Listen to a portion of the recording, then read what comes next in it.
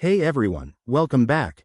Today, we're diving into a super useful topic: how to add an SSH key to GitHub in 2025. If you're tired of entering your password every time you push code to GitHub, this is the video for you.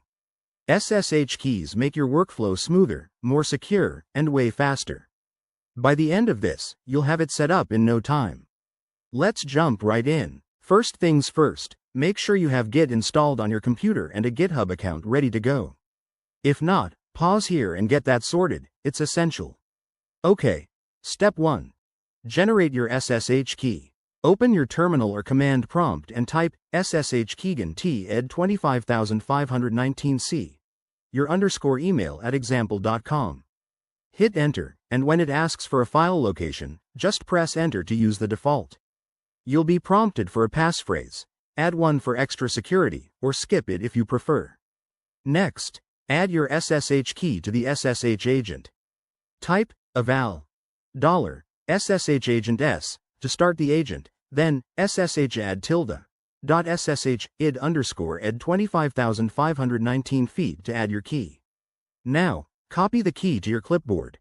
On macOS or Linux, use pbcopy $SSH/id _ed 25519.pub, and on Windows, you can use clip $SSH/id _ed 25519.pub, or just open the file and copy the content manually.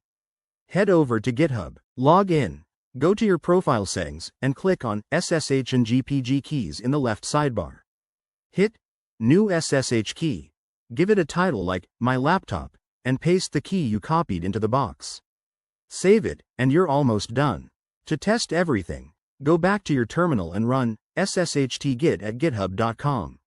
If set up correctly, you should see a welcome message.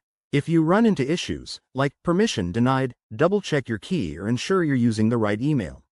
And there you have it. You've successfully added an SSH key to GitHub. This will make your Git operations seamless.